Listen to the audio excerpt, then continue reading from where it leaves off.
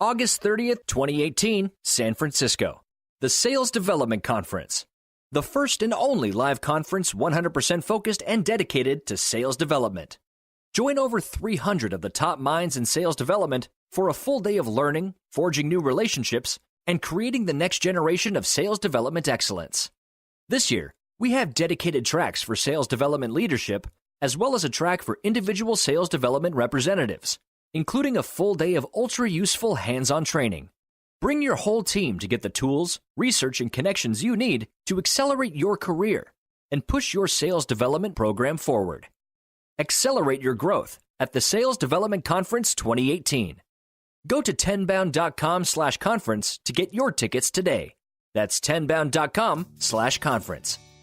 You're listening to the Sales Development Podcast, the only audio forum focused and dedicated 100% to sales development. If you care about growing your skills and getting more new sales appointments, pipeline, and closed-won deals, you came to the right place. Subscribe to the show on YouTube, iTunes, or Spreaker, and be sure to go back and listen to all the episodes for the best strategies, tips, and tactics out there on running a high-performance sales development program. And now, your host, founder, and CEO of Tenbound at tenbound.com, David Delaney. Hello, everybody. This is David Delaney with another edition of the Sales Development Podcast. Thanks, everybody, for joining us today. I am joined by a new friend of mine who I was just introduced to, but I've been diving in on some of his content, and I think you guys will really enjoy what he has to say. Mr. Kyle Vamvouris, the SDR manager with Forasol. How you doing today, sir? I'm doing excellent. How are you doing? Oh, man, I'm doing great. I'm excited that we could make this happen. Kyle, you had originally posted about a book that you put out that I want to go into and talk about that you just produced. But if folks aren't familiar with you, give us a quick background on Kyle and how you got involved in the sales development world. Absolutely. So definitely a unique path. I started my career as more of a comedian than an actual salesperson. So when I was going through college, I actually dropped out to pursue comedy. And at the same time, I was working at a gym selling gym memberships. And I realized I was very, very good at the sales process. I had a good sense of humor, high EQ. I was able to excel in that environment. And I was fortunate enough to have some of my mentors go over to a company called Intuit. They make QuickBooks TurboTax. So I followed them over there, and that's where I started as an SDR. And I was able to move through the SDR program that they had in place there. It was all hierarchy, so you would advance through the different stages of their SDR program, and then you'd be promoted to an account executive. I did that. Afterwards, I moved on to another startup where I eventually decided to write about what I'm really passionate about, which is sales development. And more specifically within sales development is the role itself, how to succeed, and the importance of that role and what impact it has on your overall career. I believe that the better equipped you are and the more training you have as a sales development rep, the more successful you'll be in sales long term. So that's why I wrote the book called The Committed. I love it. Okay, dude, we're on the same page there, and I'm so glad that you could come on the show because I want to unpack a few of these things. Number one, going back a little ways in your career, combining the comedy background with the gym membership selling. That's really interesting because I think that comedy is kind of an underrated part of sales. I think because we're under so much pressure to deliver the goods every day that it's kind of not funny after a while, like you're feeling the pressure. So how did you intertwine those two? Well, what's really interesting about comedy is, like anything else where it's based on, your performance, and it takes a lot of practice and a lot of focus to be good at it. It requires a lot of discipline. So when I was doing comedy, and I still perform from time to time, and it hasn't been for a few years now, but I will hop on stage occasionally. It's the same thing as being a sales development rep in a lot of ways. So the main way is it takes actions that don't necessarily yield the best results, but you have to keep redoing it and keep doing the same thing over and over again And it's almost against the common wisdom. Do the same thing over and over again until you get different results, right? Like you would tweak little things about the joke. You do open mic nights. And since there's so many variables, much like a cold call, right? You could have a bad crowd, or I, as a comedian, could be in a bad mood. So you got to take those elements, and underneath it all is just the discipline to constantly be writing and constantly improving, listening to yourself, adapting based on the situation on stage or off. Those sort of things translate really well to sales. And what I found is by being very strict with my process and being very disciplined, those activities, even though they might not yield immediate results, over time, things kind of fall into place, if that makes sense. Absolutely does. I mean, I heard a great tip. I think it was from Jerry Seinfeld, where he had the calendar out and he was just like, I'm going to write one joke a day, no matter what, no matter if I feel like it or not, and try to make an X every day and never break the X. And it is very similar in that discipline because, you know, you wake up, you're like, I'm not funny today, you know, I am not feeling it. But as SDRs, we got to keep going, even though we got to keep that chain going. Absolutely. So it is similar. And, you know, also, I was just going to say, you know, we're in the failure business to some extent. I mean, we're keep going out and failing. You fail so many times that you finally figure out what's working. And I think people give up, you know, pretty easily there too. Well, absolutely. Especially, you know, what I've noticed is you hire a lot of people, especially in San Francisco, a lot of really, really smart, educated people from great colleges, and they want to get into sales. And it can take a long time to wrap your head around something that, this is what I say all the time, what works best doesn't work all the time. And it feels like a lot of spent energy for a result that in the grand scheme of things isn't as large as one may want it to be. I might have to make 100 calls a day in order to book a meeting a day. In some industries, 100 calls a day will get me 2 meetings a day. Either way, a lot of effort for little reward. And it can be very hard to wrap your mind around, okay, here I am, cold calling, fighting for small percentage points increase on productivity, not silver bullet. And I think a lot of people chase the silver bullet, and that's what causes the frustration, the downward spiral, and ultimately choosing that it's not the right path for you. No, for sure, man. I mean, there's been a whole industry that's cropped up over the last 10 years of silver bullet. There's like a silver bullet industry, and every couple of years, a new company, a new companies, you know, come out and they're just like, we're going to solve all your issues for you. And there's a ton of hype. They get a bunch of funding. They either, you know, do really well or they don't. But there's almost this like silver bullet industry that's been built around sales development. And also, I'm just thinking, you know, I do interim management for companies when they're between SDR managers. And, you know, people, the sales development reps are looking for the answer. And you could give them an answer, and it's like, well, I don't really like that answer, so I'm going to look for another answer. And then I'm going to get upset with you because you're not giving me the answer that's giving me the silver bullet. And instead, it's like, dude, you got to look in the mirror and like, you kind of got to gut it out. Yeah, absolutely. Like what you said, you know, the companies come out and they're like, we will solve all of your problems for you, except they're not solving the core issue, which is between the ears, right? It's all about what's going on inside that yields performance. Right. If you want to be a top performer, if you interview top performers, there's 1,000 books on this topic. It's not because they have a secret they're not telling you, right? It's because they have a mindset that you don't share in common in some cases, or you share in common and then you do better because of it.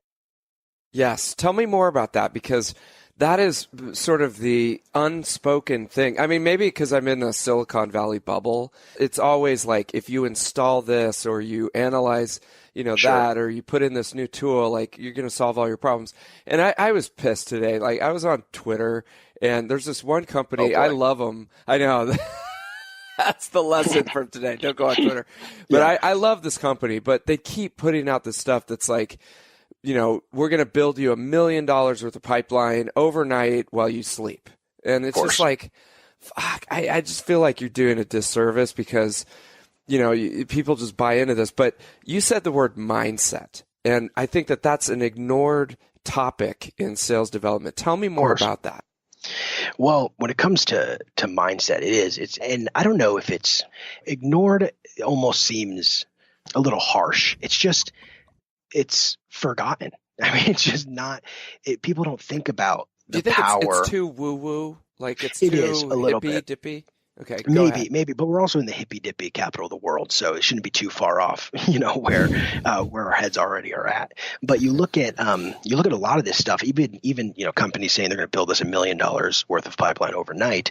It's just catering to the common human desire, which is the path of least resistance, right? We are optimized human beings. We want the path of least resistance, and that comes. Right. We'll spend more energy searching for that path than we will just being on the path that might be a little bit harder, And it's funny how that works. And we know the power of mindset already. There's been there was a study last year talking about mindsets control the mindset. It actually controls the effect that stress has on your body. And if you have a positive outlook to a stress, for example, let's say you perceive stress as being an enhancing piece of your life, then it actually increases your performance on cognitive tasks, and you'll have more positive emotions during stressful situations. And just chemically, things change. Different hormones are produced. If you perceive stress as debilitating, you're actually going to suffer more from the stress. It's going to heighten your cortisol. That doesn't happen if you view stress as an enhancing experience. Your attention is actually going to decrease. It's all negative. And that directly linked to mindset is something that's like, wait, what? Just because I think differently about something means that what happens in my body is different. Like my state changes. That's pretty amazing. You're right. A little hippy dippy maybe. Just because we can't track it with ones and zeros doesn't mean it's not true, So what you're saying is your mind, how you're thinking and how you're controlling the mindset is actually then translating to regulation of how your body is producing different responses. Absolutely. There's a study about this last year. I can send it to you afterwards. It was really interesting. And what they found is that the group of individuals who perceived stress as enhancing when undergoing a stress or when experiencing a stress response, their body reacted differently than those individuals who perceived stress as bad for them. It's a pretty amazing thing. And there's multiple examples of the mind's control over the body. Muscle fatigue, for example. If you're in the gym and you're deadlifting, your muscle is going to stop working at a certain point. If we keep deadlifting, your muscle is going to give out, right? Total fatigue, and you're going to drop the weight. Did that muscle just stop working? Right, that's a question. A long time ago, they did a study on this, where I think it was in the 50s, where does the muscle stop working?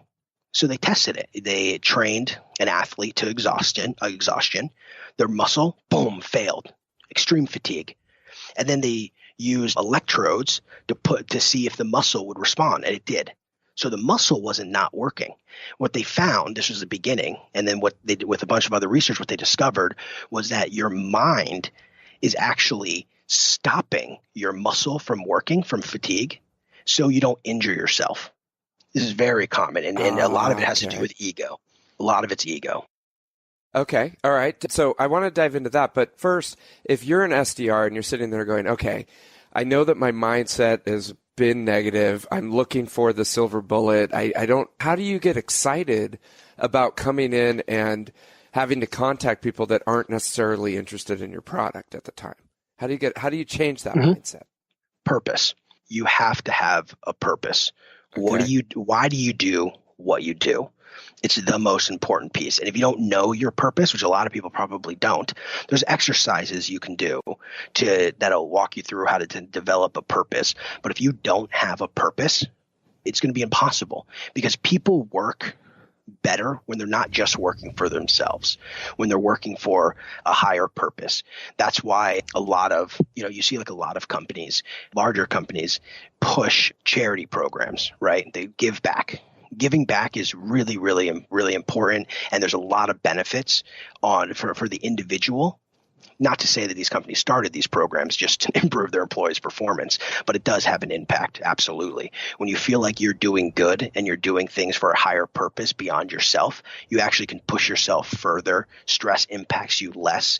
You avoid burnout more. So there's a lot of science behind the power of purpose and how you need to link. There's actually a great book on this, is Peak Performance.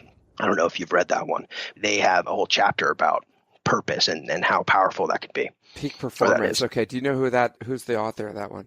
Yeah, it's Brad Stulberg and, gosh, you're just testing my knowledge. That's okay. It's called Peak Brad Performance. Stulberg and Steve Magnus. Yeah, it's called Peak Performance. Steve Magnus is the other author. Okay, that is something definitely we should check out because, okay, so your purpose, and that reminds me of Salesforce. I think Salesforce has done a tremendous job of this. I mean, and it's almost like a cult, and that's in the best way possible of anyone listening that's in Salesforce.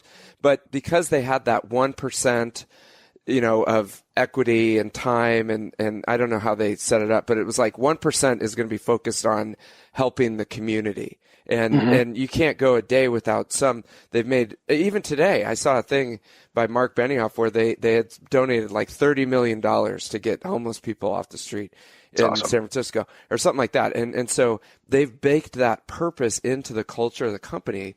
But if somebody, if they're like, why do I do this? Why am I doing this? What is the greater purpose that will drive me to, make another call or, interact more? How do they go about finding that? That is tough. So like I was saying before, there are exercises you can do. What are your core values? Now, if someone has never thought about this stuff before in their entire life, it's going to take a lot more research. But these are some things that we know. Like, what are some core values that you never break, right? Are you honest? And that's just part of your core, the core of your being. Then honesty is one of your core values. Have 5 of them. And then really distill down, like, why do you go into work every single day? What kind of impact are you trying to make, not on your own personal development, right? That's important, but that's not what the exercise is for. But really trying to understand, what can I do to help others? And it goes broader. Some people work hard for their family, right? I have a daughter. I know you have a child as well. When my daughter was born, I felt more involved in work. I wanted to work harder. Right. Some people have, oddly enough, some people have the opposite response. But I think for the good majority of people, it's a big motivator. You're working for your daughter. But why are we working? Is it because I want to put food on the table? Sure. Yeah, that's a good surface level reason. Right. But it's also because when my daughter's growing up, I want her to have someone that she can look at and say, you know what? My dad's a rock star. And whatever the definition is for you, right? It's different for everyone. Not everyone needs to achieve, the maximum level of success. I would argue that it's a good thing that we don't all achieve maximum level of success, culturally viewed. But what's your individual goal, right? And why do you fight for what you fight for? And sometimes it's, daughter, relative, something like that. Sometimes it's, religion. Other times it's just because this is the type of person I am. And I hold myself to accountable to these core values. And I live by them because I want to make sure that everyone who interacts with me experiences this, whatever that is for you. Nice. Okay, so that's a good place to start. So say you're struggling and you're going, this is a slog, man. This is too hard. I'm missing my number. Like and then you're reaching out to people and you're just not getting the answers that are working for you. What's the first couple of things that they should do to kind of break out of that and start to try to find what their purpose is? Yeah. So I think the first thing, you always have to control the controllables. So I look at environment and I look at who I surround myself with. The old adage of, you're the average of the 5 people you hang out with most. I mean, that's probably the most true piece of advice I've ever received in my life. And if you're around negative people, you will be negative. It's just proven. Where are you working? What's your environment like? Is it messy? Not messy? And be intentional about your environment. That's something that I think is really, really important because as humans, cues are really, really important to us, right? If you go and you sit in the same spot and you work in the same place every single day, your body ends up adapting and knowing that this is where I do work. And I don't have my phone on the desk. I don't have, Facebook on my laptop. I sit here. This is where I do my work. There's benefits of getting out of that environment from times when you're, feeling a little bit stuck. But prolonged exposure to the same environment the same habits, we adapt to it, and our body gets into the mode of producing quality work if we can stay consistent about the environment that we do that quality work. Now, back to purpose, there's a few steps. This is all also, I'm going from memory here, so don't hard quote me on this, but I really like how the book Peak Performance breaks it down, where they talk about your core values, writing them down. Is it achievement? Humor is one of mine. Positivity, commitment, honesty. You can go on and on. What are your core values? And then writing a sentence or two about each core value. Make it very personal to you. For example, humor. I would say that everyone I interact with laughs and feels that they're in a better state than they were before. That would be something that would be important to me. And that's why humor is one of my values. Then you rank your values. What's the most to the least? And maybe there's 5 values, 6 values, whatever it is. And then from those values, when you fully have an understanding of okay, these are the things, not the things you wish were true. These are the things that are true, right? I'm honest. I commit. I bring positivity to others. I focus on learning and self-improvement, whatever those 5 values are. Then you just distill that down into 1 sentence, 2 sentences. That is your purpose. Why do I do what I do? Is it because I want to share my humor with the world or share positivity with the world and lift people up who might not be feeling great? Perfect. Whatever it is for you, that's what you write down and you put it everywhere.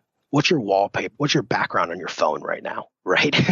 If your background on your phone is anything but reminding you of what you do every day and how it's important to the larger picture, if it's not that, then it's a waste of space, right? We have this phone that we look at constantly, yet I still see the default. I see people with their phone background as a default bubbles or whatever it starts with. It's like, why don't we put something on there that reminds us of who we are and what we do this for? Yes. So anyway, that's what I think is most important, is to constantly remind yourself. And journaling is something that I think is really valuable. This is something also that people say they want to commit to, but we procrastinate and we don't fully commit to it all the time. But I think it could even be simpler, and they talk about this in that book as well, which is, did I live with purpose today? So you think about whatever your purpose is, what you're working for, and did I live with purpose? It's a simple question. Rate yourself from 1 to 10, and then write why you gave yourself that rating and what you can do to increase it next time. Do that for 30 days. How are you not a different person, right? If you journal for 3 months and have that sort of reflection, you write down what you're grateful for, what you can be doing to improve. How is it possible after 3 months you're the same person? It's just not, in my view. August 30th, 2018, San Francisco. The Sales Development Conference. The first and only live conference 100% focused and dedicated to sales development. Join over 300 of the top minds in sales development for a full day of learning, forging new relationships, and creating the next generation of sales development excellence. This year, we have dedicated tracks for sales development leadership, as well as a track for individual sales development representatives, including a full day of ultra-useful hands-on training. Bring your whole team to get the tools, research, and connections you need to accelerate your career and push your sales development program forward. Accelerate your growth at the Sales Development Conference 2018. Go to tenbound.com/conference to get your tickets today. That's tenbound.com/conference.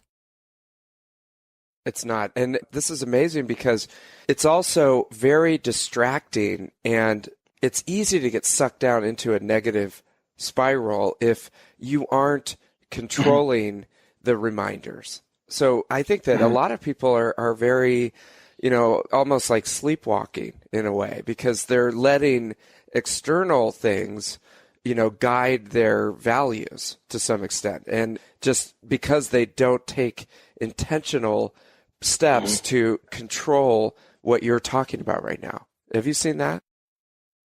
Yeah, I think an element of sleepwalking is prevalent in every industry as well. It's not just exclusive to sales development. I actually think you get punished more in the world of sales development for that kind of action than you would in other places. You can be at a job for 20 years and be sleepwalking for 10 of them. It creates an environment where you become okay with staying stagnant. And that might be fine. Trust me, no one can judge someone else based on the life that they choose. What we can say is, are you settling or are you content and happy?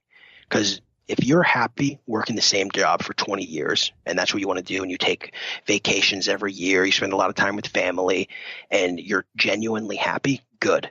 Do more of that, right? Right. Stay the same. But if you are at a place right now where you're not where you want to be and you want to grow more, then you have no excuse. You need to be journaling every day. You need to be reading books. I mean, it's crazy to me how many books are out there that lay out the answers to every question you could ever want that we don't read, that no one reads anymore. It's crazy. There's more to life than just a YouTube video, right? There's more details than YouTube videos. So go seek them out. And I think if you're not doing that, it's a big mistake and you're limiting your growth. So if growth is your goal and you want to improve, then you need to be taking every advantage. You need to optimize for it. But most importantly, you need to be disciplined, and you need to actually commit to what you say you're going to do. If you're going to journal every day, journal every day. If you're going to make 100 calls, you're going to make 80 calls, you're going to make 80 calls. I mean, that's it. That's it. Down to the very basics. It's discipline. And the hardest commitments to keep are the ones to ourselves. It's always been that way.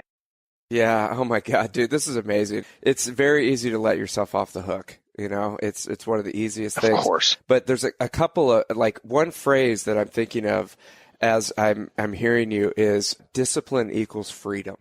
Mm-hmm. And it sounds very militaristic. It's from Jocko Willink. Yes. Extreme ownership. Absolutely. Yes, you know, but it's really true. And another great thing that you mentioned is it's easy to judge other people. Like, you're looking externally, but the hardest thing is to turn the mirror on yourself and really, really examine, am I disciplined? Am I keeping my commitments to myself, right? Am I achieving the discipline so that I can achieve freedom? And if you really take a hard look in the mirror, you know, sometimes you're pretty easy on yourself. Well, we are. We let ourselves get away with everything because it's us. We're so comfortable. Nobody's going to hold you to it. No, exactly. Yeah. Exactly. And it's like, we're just too close to it. You know, it's like if you read, leadership, I think Jocko's book talks about this too, is if you get too close with the team, you're a member of your team and you're a leader, it gets a lot harder to give real, honest, constructive criticism. It gets a lot harder. You live with yourself 24/7. Of course, it's hard to give yourself that honest criticism. That's why you need other people to do it in many cases. That's why coaches are important, mentors are important, because it can be really hard to turn the mirror and look at ourselves. But you got to be honest. If you make a commitment, if you're listening to this, you're like, all right, I'm going to journal now, for example, then you need to journal every day. And that's it. There's no like, okay, I'm going to try journaling. It's like, I journal every day now. It's just what I do. I take 5 minutes at home right before bed or first thing in the morning, and I journal because it's what I do. And you commit to it, and you let yourself off the hook. You just don't do it. If you miss it, good, you're back on the next day. We all make mistakes, but we do not break the commitments to ourselves. And if you can have that policy, and I know Jocko's a huge fan of this, if you can have that policy that you don't break commitments to yourself, then I think you'll be in a way, way better place, and it'll just accumulate over time and just get better and better and better and better because it's just who you are. Well, one way to think of it too is like the commitments that you make to your boss or, you know, your supervisor or whoever you're working with. Take those commitments and then make them a higher commitment to yourself. I mean, this is like next level shit right here. Yeah. But, you know, ownership. I mean, it's like make the commitment to yourself even higher and work on that discipline, that daily discipline, never letting a day go by when you don't check a big red X on your calendar of whatever it is, you know, journaling, talking to more people, making more calls, like saving money, you know, any of that stuff, exercising, you know, it's an upward spiral. Yeah, and of course it is. Of course it is. It's so funny when I really think. You know, my dad, growing up, used to say this to me all the time, which was I would have frustrations or I wouldn't be doing things, and he would just say, "Why don't you do X? Why don't you work out every day?"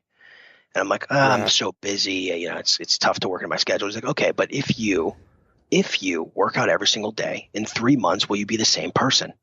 No. The answer is no. You might, maybe you'll look different. Like, that's obviously true, but you will not, in your brain, you will not be the same person. Your outlook will change because you're holding yourself accountable to something. And that is proven time and time again in my life and lives of other people who execute on discipline in their personal life. I mean, you hear about this all the time, and it's a really, really powerful concept. Oh my God, dude, this is amazing. I could talk about this all day with you, and it's a good reminder for me and for everybody listening. Like, how are you holding yourself accountable, and are you really thinking through this stuff? Got some great book ideas. I want to talk about, cold to committed, man. I mean, sure. This is a book that Kyle wrote, and initially what I found out about, I'm really enjoying this. Tell us about how you conceptualize this. Why did you write it? And then take us through the process of, getting from cold to committed. Yeah, absolutely. So the reason I wrote it is because it can be challenging if you go to a place with no training to get started as an SDR. You don't know much. A lot of times when we go and we watch webinars and just take in chunks of content, they don't all flow together. So I wanted to write a book that's basic. If you've been an SDR for a year, probably not the book for you. But if you go to a place and you don't have much structure and you need to figure out how to do it and you don't have much experience, then it's the book to read. It's just saying, hey, do this. Is it a perfect system? No, but it'll get you going. And I think the hardest thing that everyone has is that initial get the wheels of the train moving, right? How do we get the train going? It takes a lot of energy and it takes a lot of action, most importantly. So I just laid it out. Hey, this is what you do. Organize your leads, mark them, make calls. Who are you going to call? Send some emails. And it just walks you through what to do in order to get started and see the train start moving. And then you can get more advanced. There's a lot of books out there for that. Of course. And it reminds me of a rocket. And I felt like, just starting this company over the last couple of years, that the major amount of effort goes in when the rocket is on the ground still, right? To try to get it in. and especially if you're coming in and there's not a lot of great structure, you don't have a lot of hand holding, you're kind of on your own to sink or swim. This provides a roadmap to follow in that first year where you can be like, okay, I know what I need to do every day. Combine that with the discipline on a daily basis to execute on this stuff, and it can get that, that flywheel moving, as you said. Absolutely. Yeah, it's basics. There's no silver bullets in there. We barely even talk about cadences. I don't even really address it that much. I say, here's a simple cadence. Follow it manually or use a tool if you have one. But it's mostly just about the basic stuff that honestly started the SDR role and the reason why it's still a role, which is make calls, man. Yeah. Ask good questions. It's like super simple stuff. Sometimes it gets lost, especially when you're doing research where everyone's talking about these high level strategies and these little tips and tricks. It's like, okay, well, what's the foundation? How do you bring it all together into a roadmap so that you can follow and refer back to? Exactly. It's been amazing. And let me ask you this. So you came in at Intuit, right? In the SDR program. How was that set up? And, did they have some kind of book like this where, you kind of had a roadmap or a manual, or was it just a very regimented program that you went through? How was that set up? Yeah, very, very regimented. So we had training. We had, depending on where we were in our sales development, there were different tiers, tier 1, 2, and 3. And everyone starts off basic and you have to do more trainings than the other tiers. Maybe the micro promotions, you get little raises every time you move up the tier. So there's a ton of training, which is an incredible benefit for me. Without the training from Intuit, I would not be anywhere near where I am today. So that was really, really valuable. On the flip side of that, people were leaving left and right. It was the classic high SDR turnover that we talk about, 60% in the industry, whatever the average is. It might have dropped. Maybe it's more 50 now.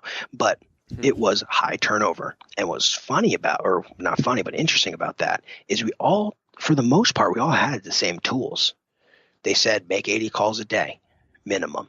You're booking meetings. Okay, make sure you call during the best times that your prospects are available. Make sure you go to trainings. Like these simple stuff.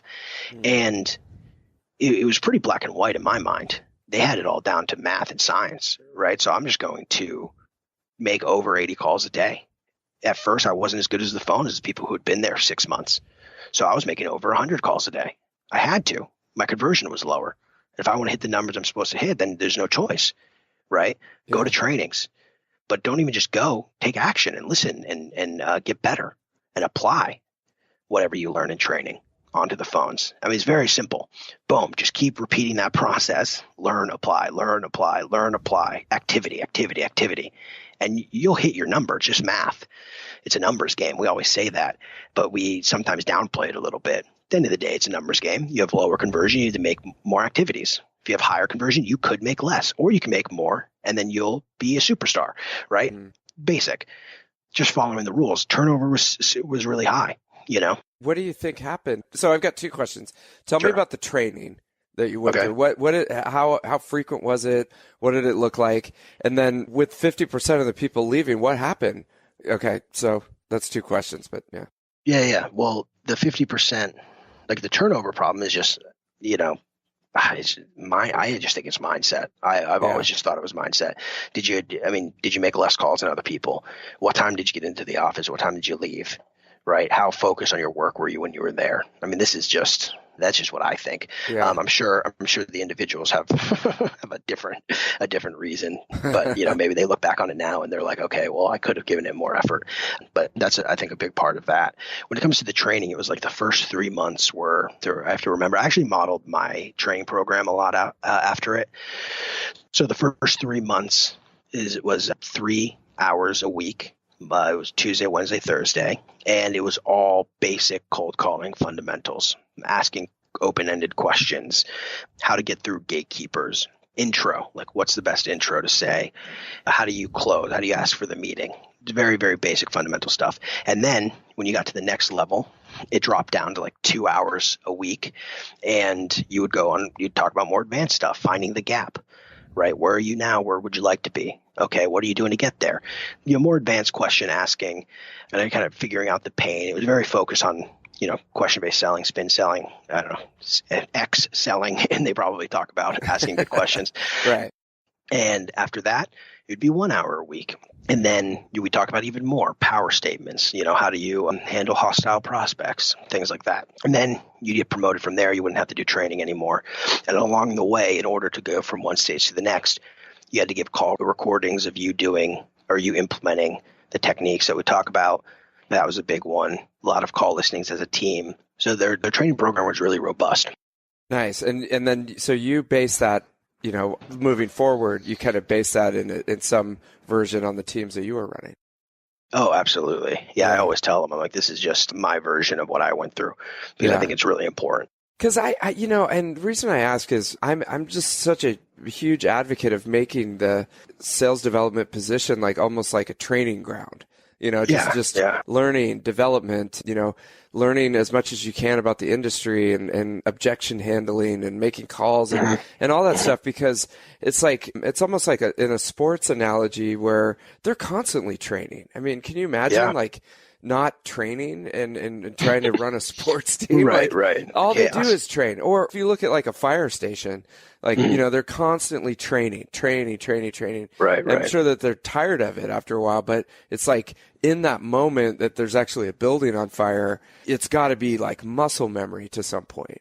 And it seems like in the sales development world, we just don't put enough emphasis on it, the constant training. You know, it's more like just you have to be in production like 7.5 hours of the day, you know, and then take a lunch break. Right. And, and it's fun. The funniest thing about that too is it's the role in the organization that we're trusting with our first impression. That's the crazy thing. Yeah. We trust them with our first impression. Hi, meet for us all. And we're not going to train them. We're going to hope they figure it out. It's insanity. It's complete insanity. You wouldn't expect that in any other role. You wouldn't just not train your salespeople when they hired. Could you imagine getting hired at a job and they don't train you at all? Yeah. And they're like, hey, you're a salesperson now. Here's your laptop. And that was it. You're like, whoa. What exactly, how does our product work? Right? Like you have so many questions. It'd be insanity. And to not, you know, extend that olive branch, which it shouldn't even be, to the sales development is just, I just think it's lazy. Yeah. I mean, and it's planting the seeds too. I think on one hand, people look at it like, well, if 50% of the people are going to leave, then why would we invest in this? Let's just get them on the phone, and whoever's good will stick around, and then we'll train them later. But 50% leave because you don't invest in them. Right. It's like chicken or the egg, which is going to be so silly. But and then I know we're up against the hour, but one other question: how do you organize everything in? Like, do you have a playbook that you walk around with, like a big binder with a bunch of paper sticking out of it? Do you have a Google Doc? I wish. Do you use one of the programs? Like, how do you organize everything into something that's useful for that? Yeah. So I have a sales wiki page that I developed. That's where I hold everything in there. So scripts, process, training materials, like everything is all in one place. And the SDRs are able to access that at any time. I can search through it. So that's as far as like what they do. It's sort of a playbook, but it's not structured like all the other playbooks are.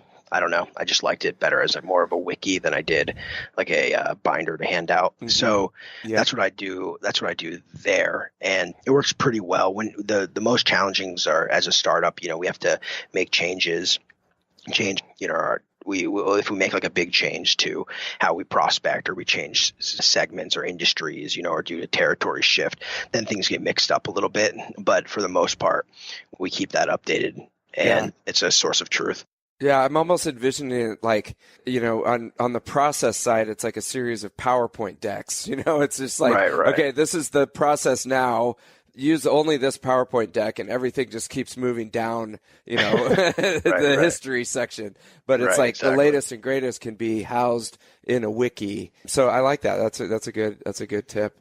But Kyle, dude, this has been amazing. I've got a whole page of notes here. I'm sure everyone is going to run out and get your book and Peak Performance, which looks like an amazing resource as well. Thank you so much for being on the show. And you're over on LinkedIn if people want to hook up with you. Yeah, absolutely. Follow me on LinkedIn. I'll follow back, and then I'll look forward to your prospecting email the week after that. But yeah, I appreciate it. Appreciate it too, David. This has been a lot of fun. Yeah, absolutely. Thank you so much, Kyle. Thank you. Thank you for listening to the Sales Development Podcast, the only audio forum 100% focused and dedicated to sales development, with your host, David Delaney.